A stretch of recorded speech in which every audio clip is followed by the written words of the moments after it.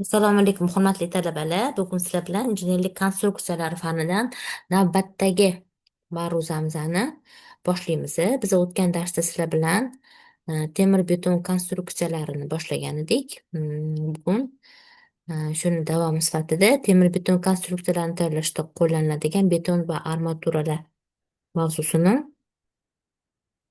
boshlaymiz. Beton sun'iy tosh materiali bo'lib, o'z tarkibida quyidagi komponentlarni oladi: bog'lovchi, mayda to'ldiruvchi, yirik to'ldiruvchi, suv va kimyoviy qo'shimchalar. A, Albatta, beton tarkibida, demak, tarkibidagi moddalar o'zini me'yorlari mavjud hisoblanadi. Ya'ni, agar suv ko'payib ketsa yoki kam bo'lsa yoki mayda yirik to'ldiruvchilarni miqdorlari me'yoridan ortib yoki me'yoriga yetmay qoladigan bo'lsa, unaqada bizni betonimizda kutgan mustahkamlikka erishmasligimiz mumkin. Shuning uchun ularni xalq tilida 3 ga 1 degan kim beton qorib ko'rgan bo'lsa biladi. Tushuncha bor. Demak, hammasini o'zini me'yorida olish kerak bo'ladi. Beton qo'shmasini tayyorlash uchun 1 metr kub hajmdagi yuqorida sanab o'tilgan komponentlarni eng maqbul miqdorlarini aniqlash beton tarkibini loyihalash deb etiladi. Oddiy betonlarni tarkibini loyihalashda ularga quyidagi talablar qo'yiladi. Tayyorlanayotgan betonni mustahkamligi, mustahkamlik sinfi kub mustahkamlik, tayyorlanadigan beton qo'shmasining qo'zg'aluvchanligi, cho'kish konusi, bekirligi, maxsus talablar, muzlashga bardoshliligi, suv o'tkazmasligi, strukturasi issiq, sovuq va tosh o'tkazmasligi hisoblanadi. Betonlarni klassifikatsiyasi. Temir beton konstruksiyalari tayyorlashda qo'llaniladigan betonlarni quyidagi ko'rsatkichlar bo'yicha klassifikatsiyalash mumkin. Vazifasiga ko'ra konstruksion va maxsus, bog'lovchini turiga ko'ra sementli, shlakli, silikatli, gipsli, polimerli bo'lishi mumkin. To'ldiruvchilarni turiga ko'ra zich, g'obakli va maxsus, strukturasi bo'yicha zich, yirik, g'obakli, g'obaklashtirilgan, yacheykali, zichligi bo'yicha o'ta og'ir, ya'ni zichligi 2500 kilogramm taqsim metr kubdan katta, og'ir, yengil va o'ta yengil, ishlov berilishiga ko'ra tabiiy sharoitda qotgan va sun'iy sharoitda qotgan, ya'ni bu issiqlik yoki avtoklov usuli bilan quritilgan bo'lishi mumkin. Yirik to'ldiruvchilar shebin, diametri 5 millimetrdan katta bo'ladigan to'ldiruvchilarga biz yirik to'ldiruvchilar deb aytamiz. Mana bu yerda demak chaqiq tosh, ya'ni shebenni rasmini ko'rishingiz mumkin. Yoki graviy. Sun'iy to'ldiruvchilar keramzit, qum va gravinni ko'rishimiz mumkin. Sun'iy to'ldiruvchilar agloparit, ya'ni rasmda sizni ko'rishingiz mumkin bo'ladi. Yuqorida keltirib o'tilgan ko'rsatkichlarda bino va inshootlar qurilishida keng qo'llaniladi. Betonlar quyidagicha nomlanadi: og'ir beton, yengil betonlar, mayda donachali betonlar, zo'riqtirilgan betonlar, yacheykali betonlar, yirik g'obakli betonlar va hokazo. Qurilish amaliyotida ko'pincha konstruksion betonlar sifatida og'ir betonlardan foydalaniladi. Ularni tayyorlashda asosan bog'lovchi sifatida turli xildagi sementlardan hamda tabiiy yirik va mayda to'ldiruvchilardan foydalaniladi. Og'ir betonlarning strukturasi zich strukturali bo'ladi. Temir beton va uni asosiy tarkibiy qismi bo'lgan og'ir betonni tayyorlash texnologiyasini shartli ravishda mana shu ko'rishimiz mumkin bo'ladi. Demak, beton turlari: yirik g'obakli beton, keramzit beton, yacheykali, mayda donachali betonlar. Endi demak, bu sxemada biza demak birinchi sement bilan suvni aralashtirganimizda sement xamiri hosil bo'ladi. Unga qum qo'shsak sement qorishmasi, shebin qo'shsak beton qorishmasi va beton hosil bo'lgandan keyin unga armatura qo'ysak temir beton hosil bo'ladi. Va albatta bunga e'tibor berishimiz kerak bo'lgan joyi temperatura 20 gradus Selsiy bo'lishi kerak, namlik 95% hamda 28 sutka loyihadagi mustahkamlikka erishishini kutishimiz kerak bo'ladi. Gidrotexnika inshootlarni qurishda asosan og'ir gidrotexnik betonlardan foydalaniladi. Yengil betonlardan nisbatan kichikroq yuk ko'taruvchi konstruksiya elementlari hamda to'suvchi konstruksiyalarni tayyorlashda foydalaniladi. Yacheykali betonlardan asosan to'suvchi konstruksiyalarni tayyorlashda keng foydalaniladi. Yirik g'ovakli betonlardan bo'lsa, asosan konstruksiya elementlarini, gidrotexnika inshootlarini, drenajlarini va filtrlarni tayyorlashda keng qo'llaniladi.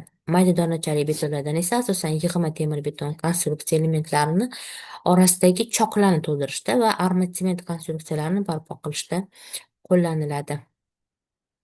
Betonlarning mustahkamligi va unga ta'sir etadigan omillar. Beton ko'p komponentli bog'lovchi, suv, mayda va yirik to'ldiruvchilardan tashkil topgani uchun kapillyar g'obak strukturaga ega bo'lgan sun'iy tosh materiali hisoblanadi. Uni tarkibidagi har bitta komponent o'ziga xos xususiyatlarga ega. Demak, beton tarkibidagi alohida komponentlarning o'zaro miqdorini va sifatini o'zgarishlari betonning mustahkamligiga va boshqa ko'rsatkichlarga sezilarli darajada ta'sir etadi. O'tkazilgan ilmiy tadqiqotlar shuni ko'rsatadiki, beton tarkibidagi qattiq zarrachalarni shebin, gravel, qum o'zaro bog'lab turgan sement toshini tarkibidagi kapillyar va g'ovaklar o'rtacha 30-35% tashkil etadi. Bunday notekis strukturaga ega bo'lgan ko'p jinsli materialda tashqi yuklar ta'sirida murakkab zo'riqqanlik deformatsiya holati yuzaga keladi. Betonning zo'riqqanlik deformatsiya holatini mana shu grafik orqali biza ko'rishimiz mumkin. Beton ko'p komponentli sun'iy tosh materiali bo'lganligi uchun ham uni mustahkamligi juda ko'p omillarga bog'liq. Masalan, sementning markasiga, to'ldiruvchini turiga, mustahkamligiga, komponentlarning o'zaro nisbatiga, suv-sement nisbatini, qotish muddati va sharoitiga, namunaning shakli va o'lchamlariga, yuklanish davomiyligiga va hokazo. Betonda turli zo'riqqanlik holatlarida siqilishga, cho'zilishga, egilishga va qirqilishga turlicha mustahkamlikka ega bo'ladi. Shunga ko'ra, betonlarning mustahkamligi birmuncha ko'rsatkichlar bo'yicha tasniflanadi. Siqilishga bo'lgan ko'p mustahkamligi, prizmatik mustahkamligi, mahalliy siqilishga, ezilishga mustahkamligi, cho'zilishga hamda qirqilishga, yorilishga bo'lgan mustahkamligi. Betonlarning mustahkamligini vaqt sayin o'zgarish diagrammasini quyida ko'rish mumkin bo'lyapti. Demak, bu grafikdan ko'rinib turibdiki, vaqt o'tgani sari betonning mustahkamligi ham oshib boryapti. Mana 2 yilda, 4 yilda, 6 yilda va 11 yilga yetgandan keyin bir tekisda ketyapti. 11 yilgacha demak mustahkamligi ortib, 11 yildan keyin maksimum mustahkamlikka erishadi va shu zaylda mustahkamligi saqlanib qoladi.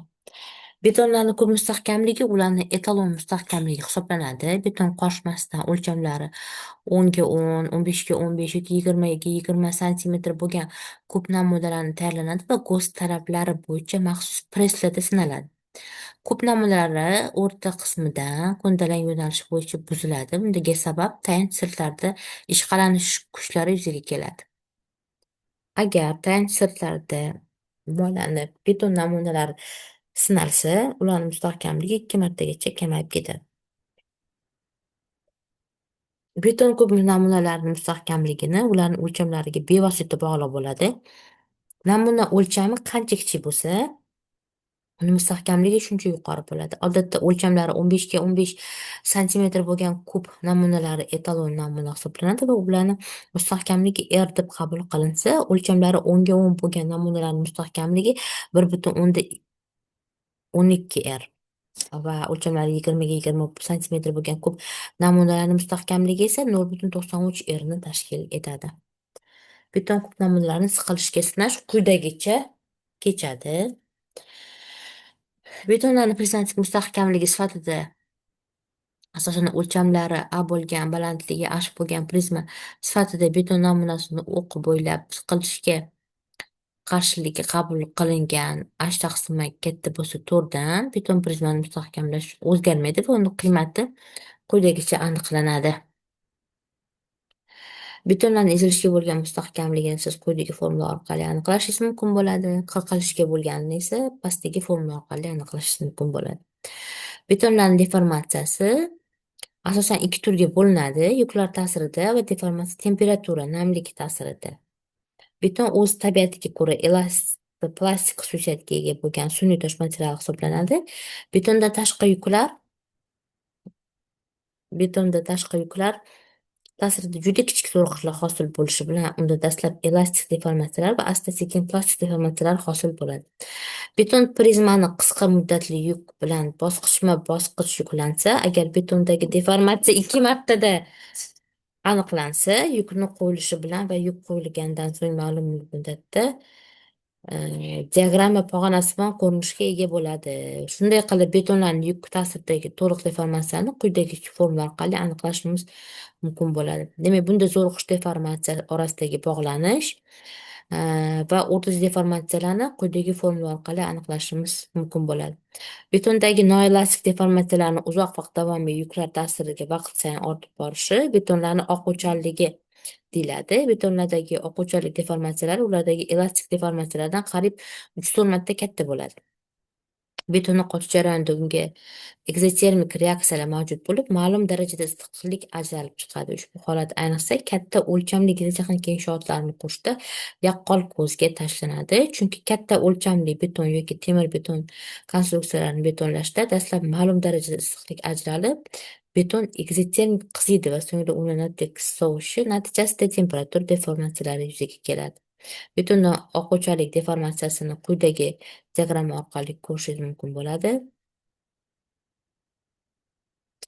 Betondagi kirish deformatsiyalarini kamaytirish, kirish deformatsiyalari, kirish darslarini demak mana bu grafik orqali va pastdagi chizmada ko'rishingiz mumkin bo'ladi.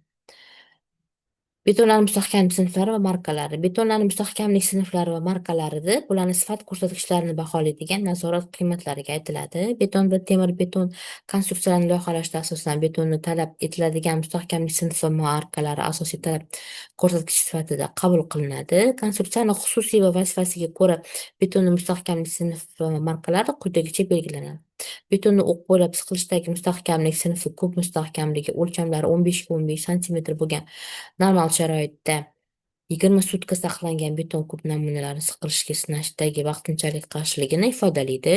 Me'yoriy hujjatlar bo'yicha betonlarning siqilishga bo'lgan mustahkamlik sinflari B3,5 dan B60 gacha bo'ladi. Betonlarning o'q bo'ylab cho'zilishdagi mustahkamlik sinflari demak BT08 dan BT3,2 gacha bo'ladi. Betonlarning markalari quyidagicha belgilanadi. Muzlashga bardoshlilik markasi F harfi bilan belgilanadi. F50 dan 500 gacha. Suv o'tkazmaslik bo'yicha markasi W harfi bilan belgilanadi. W2 dan W12 gacha. O'rtacha zichligi bo'yicha markasi demak D harfi bilan belgilanadi. 800 dan 2000 gacha kilogramm taqsim metr kubda. Yengil yachekali va g'ovakilashtirilgan betonlar uchun issiqlik o'tkazuvchanligini baholashda. O'z-o'zidan zo'riqish bo'yicha esa markasi S harfi bilan belgilanadi. 0,6 dan 4 gacha bo'ladi. Bugungi mavzuyimiz shunday iborat. E'tiboringiz uchun rahmat. Keyingi darsda ko'rishguncha bo'ldi.